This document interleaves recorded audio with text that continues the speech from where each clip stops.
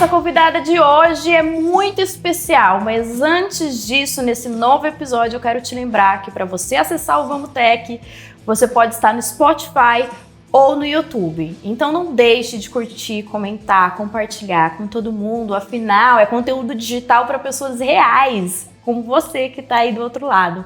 Então quero te agradecer imensamente por você ter chegado até aqui, eu sei que foi uma jornada e tanto, mas hoje essa convidada, além de ser uma gestora de mão cheia, se tornou uma empreendedora e lida todos os dias com profissionais de tecnologia. E a gente adora o ponto de vista que ela tem sobre pessoas e projetos.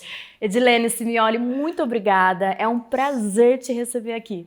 Eu que agradeço, Lenise. O prazer é todo meu. Uma delícia poder estar aqui. Seja muito bem-vinda. Obrigada. E a gente vai focar muito sobre as questões de como que tá esse mercado. Mas antes disso, eu queria que você compartilhasse com o pessoal como que tem sido a tua trajetória nos últimos anos. Claro, falo sim, com o maior prazer. Gente, eu sou administradora de formação, né? Ah lá. Nasci na administração. E desde o início da minha carreira, já faz tempo, mas não vou contar a data porque não vale. Não precisa. Eu já comecei a atuar com projeto. Trabalho na área da qualidade, então eu tenho uma especialidade que é implementar programas da qualidade, acreditações, certificações de empresas. Então, assim, a minha rotina há mais de 20 anos já é com projeto. E nos últimos anos, de 2017 especialmente para cá, eu e mais dois amigos, que é a Daniela e o Paulo. Incrível nós também. Top, adoro, né? Quem sou eu para falar deles? Nós, todos professores universitários, resolvemos criar uma empresa que é a Planeação. A Plan é uma empresa que se destaca hoje assim, no universo das consultorias e assessorias, porque a gente trabalha não só com a educação corporativa, consultoria e treinamento, mas a gente está atuando bastante com essa área de inovação, desenvolvendo startups, desenvolvendo hackathons, promovendo projetos com uma cara, né, mais inovativa. E isso tem feito assim, bastante diferença, principalmente pelas organizações que a gente está passando. O mundo mudou, mulher, certo? Mudou. Essa é a verdade. Os processos mudaram, né? Demais. Existe um acrônimo, não sei se você já ouviu falar do mundo Bunny, que a gente está vivendo um mundo Bunny, né? Jamais Cássio, que é um antropólogo, ele é de Harvard, um professor de Harvard, ele diz assim que o mundo é Bunny porque ele é B de Bridle, de instável, né? de aflito, ansioso, A de anxious, de ansioso mesmo, né? N de non-linear e I de incompreensível. Então ele fala o seguinte: o mundo está extremamente frágil, que a gente posta qualquer coisa na rede social e o universo está vendo, todo mundo está vendo, né? Exato. Medo de ser cancelado e etc. O mundo está ansioso, né? Às vezes a gente faz uma postagem com um pouquinho mais de duração, o negócio já enlouquece, já voa, né? As pessoas querem que seja mais rápido. E incompreensível no sentido de muita informação. Então, se a gente não mudar os projetos, o jeito de fazer a gestão, não dá certo. E aí é que profissionais como você, por exemplo, entram dentro de uma startup de tecnologia. E hackathons, né, que são esses eventos direcionados para esse público que mexe realmente com esses softwares, tudo que a gente vê por aí, né, tem todo um processo. É direcionar essas pessoas para o caminho ideal, assim, no mundo cheio de ansiedade e aflições, de vários acontecimentos, né, não somente de inovação, de criações novas, mas geopolítico, enfim, tantas outras coisas. Em todos os cenários. Exatamente assim. Você imagina que as organizações, elas têm problemas. E os problemas agora, eles estão acontecendo cada vez mais rápido e a ansiedade de resolvê-los também é maior. E se tem uma coisa que a gente entendeu, é que as pessoas que estão nos processos é que são as melhores pessoas para oferecer solução. Então, o que a gente faz? Nós vamos até as organizações, evidenciamos os problemas que normalmente as próprias empresas já apresentam. Olha, nós estamos com uma dificuldade tal.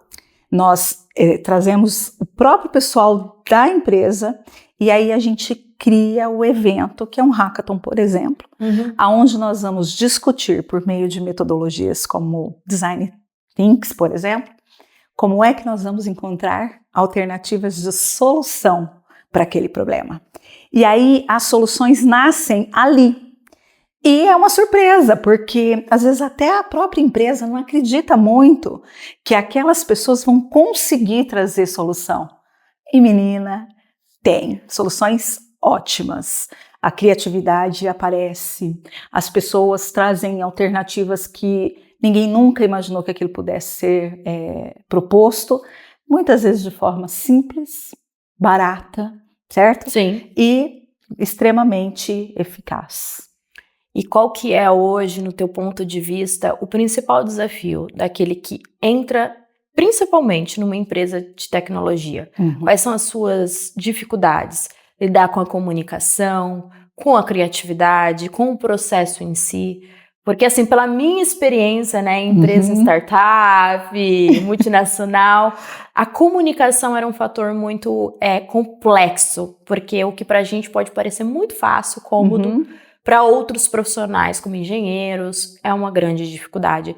E às vezes até mesmo barra uma grande estrela se desenvolver dentro de um negócio. Sabe que é verdade. A gente faz bastante planejamento estratégico. Eu costumo dizer que 100% das empresas apresentam como ponto fraco. Normalmente, planejamento estratégico tem um trabalho que a gente faz que é uma matriz de SWOT, onde a gente levanta forças e fraquezas, Sim. ameaças e oportunidades.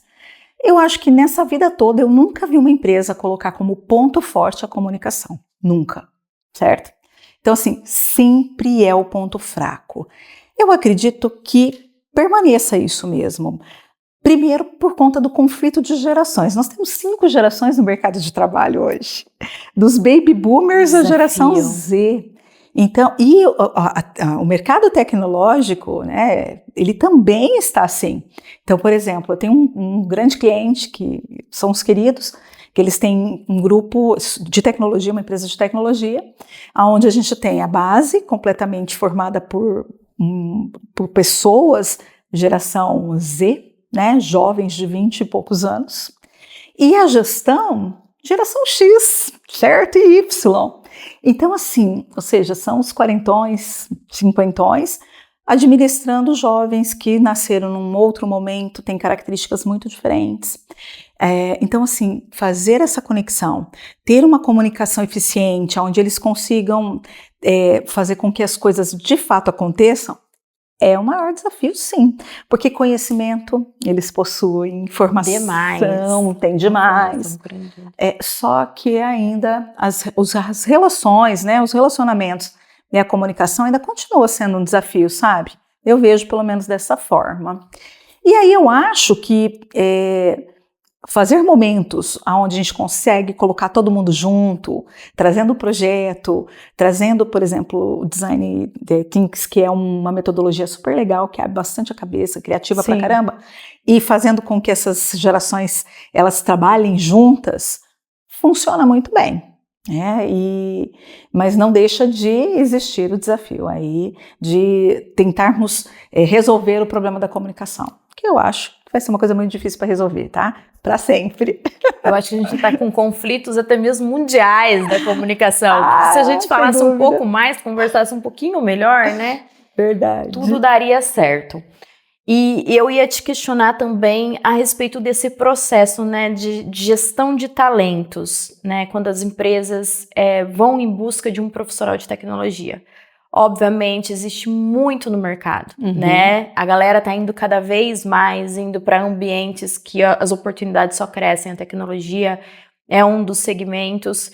E esse jovem profissional, quando ele busca, né, o que ele pode fazer além do acadêmico, além do técnico, que é ótimo. Do hardware, né? Dali, da engenharia, dos cálculos, das criações.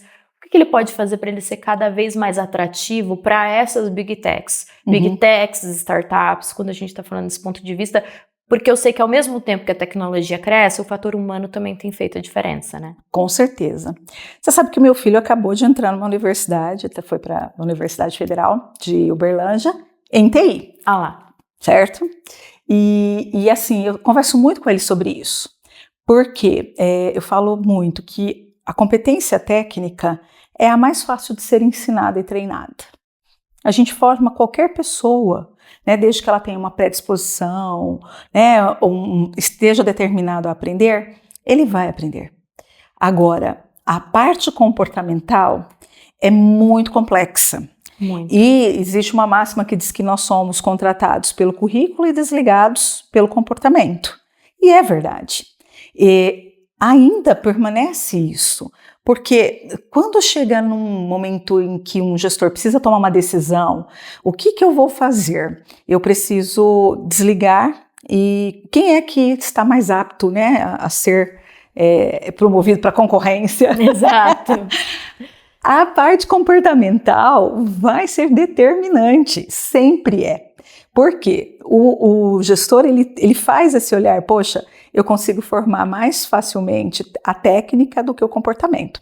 Então, olhando para quem está chegando, né, no mercado da tecnologia, os jovens que resolveram, né, como meu filho, vou fazer a área da TI, que é uma área aquecida, é uma área realmente muito aquecida. E eu acho que ela ainda deve permanecer por algum tempo assim, né? Mas é uma área muito difícil de encontrar pessoas que tenham comportamento para ela também.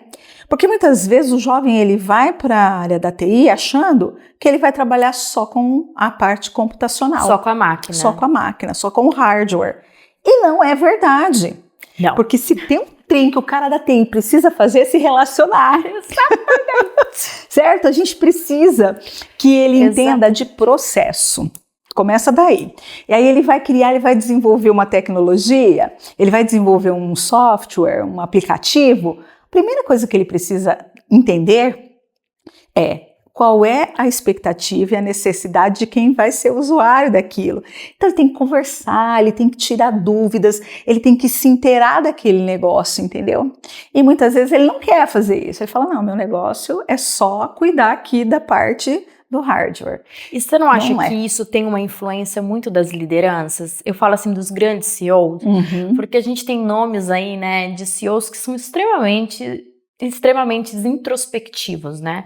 Posso citar alguns nomes, porque eu falo muito de CEOs, eu tenho bastante conteúdo, mas aí alguns famosinhos que vocês sabem desde sempre, que é o Steve Jobs, que foi uma referência lá atrás na Apple, que era uma pessoa muito difícil de lidar, né, no sentido também da comunicação, do traquejo, mas era um gênio, era uma pessoa, né, que sabia muito bem, enfim, criou um império, né? E aí a gente vem depois com Elon Musk, com figuras Sam Altman, agora com o OpenAI e o ChatGPT, que são figuras polêmicas e extremamente difíceis de compreender no ponto de vista humano, né? De você falar, nossa, mas o cara que tá lá na frente dessa empresa, ele já tem esse traquejo, para que eu vou me trabalhar daqui? Né, eu acho que vem também desse exemplo, talvez, do segmento. Eu acho que sim, porque é o que você falou, os grandes nomes desse mercado são profissionais mais introspectivos.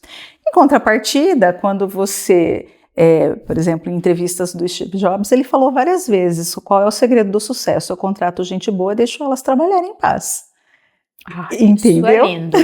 Isso é muito bom, todo mundo gosta. Então, assim, por mais que ele tenha um comportamento mais introspectivo, inusitado, né? Mas há um entendimento de que para a coisa funcionar, eu preciso ter boas pessoas, né?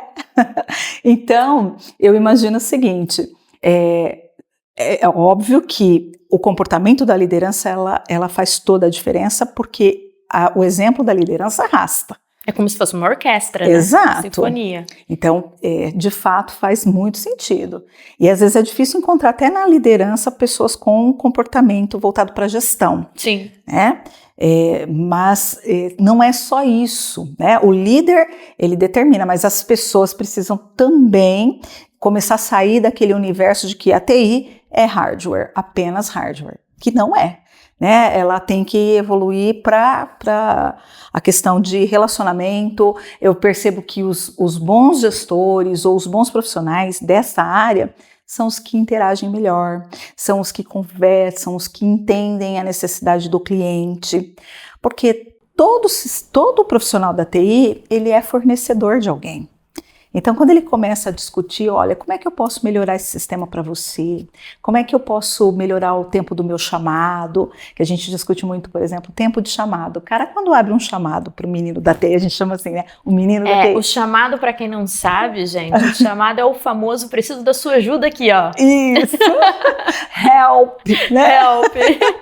E aí, tanto é que antigamente a gente chamava de help desk, agora já nem é mais. Ficou bonitinho.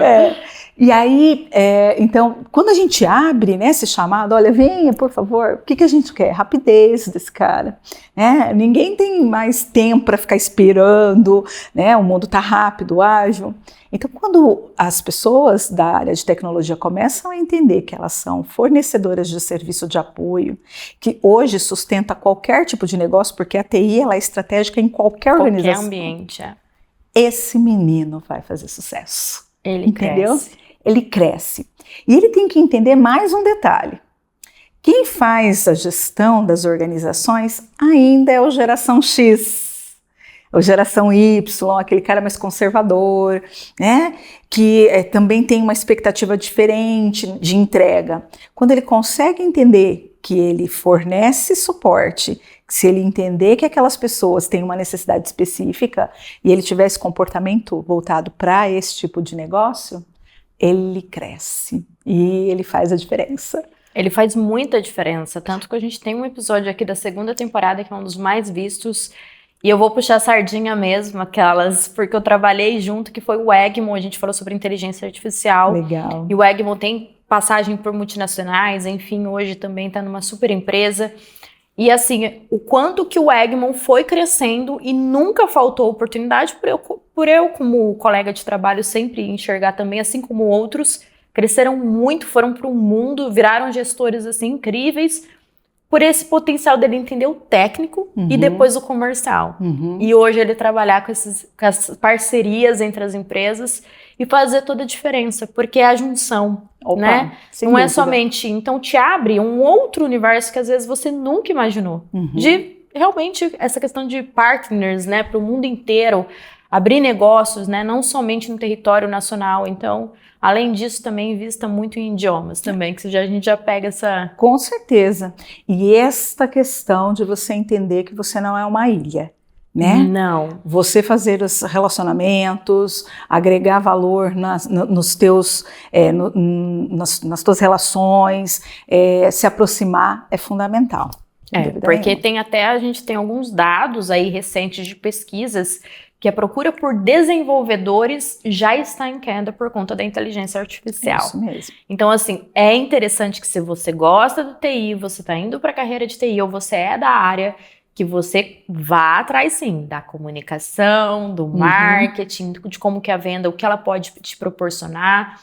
Sempre pensando, gente, num plano B, C, D, né, de não mata ninguém. Não mata ninguém. Aliás, é a gestão de risco, né, gente? Porque, assim, por mais que a gente invista numa carreira, ou invista numa área... Que está em alta, né? Sempre tem um risco. Sempre tem. Sempre. E ele pode vir exatamente do próprio negócio, que é a tecnologia. É verdade. E a gente está num ambiente que, ao mesmo tempo, é recheado de oportunidades, mas também de tentações, assim. Recentemente, até pra gente bater um papo, porque eu queria trazer isso para um episódio, e esse é perfeito pra gente trocar uma ideia, é que recentemente o Mark Zuckerberg, da Meta, ele está construindo um time para conquistar a superinteligência, que é mais do que o nível que a gente está hoje de inteligência artificial. Então, por exemplo, hoje a gente está ali rondando o nível 2 e 3, basicamente. Eles querem atingir o nível 5, que é basicamente o robô falar, Lenise, dá licença, fica aí na sua. Que tu já tá me atrapalhando. Você já tá me atrapalhando. Mano, vai um pouquinho pra direita, um pouco pra esquerda, porque eu quero passar. É mais ou menos isso. E é isso, a superinteligência é a pegada da vez e são os olhos, né, de todas as grandes big techs. E para isso, o que ele tem feito? Qual tem sido o mecanismo dele como CEO da Meta, né? Ele tem buscado os concorrentes. E aí que ele tem oferecido uma bonificação aí de 100 milhões de dólares para alguns profissionais, olha só, de inteligência artificial que estão em empresas Microsoft, Google, OpenAI, e tá deixando muito CEO descabelado. Desesperado. Porque ele tá construindo realmente um setor próprio para isso. Então, como é que fica, né, essa questão de se entender, né? Porque eu achei muito interessante até, porque um concorrente falou sobre isso, que foi o Sam Altman, o CEO da OpenAI. Ele virou e falou assim, olha, as pessoas que estão comigo são boas mesmo, né? Ele deu uma cutucadinha. As pessoas que são boas e estão comigo mesmo, elas não vão para a meta. Porque elas sabem que se elas ficarem, elas vão fazer parte de algo muito maior que 100 milhões de dólares. Então é uma segurança, tá mostrando ali uma liderança. Né? Então quem tá indo nem é tão bom assim, então deixa aí, sabe?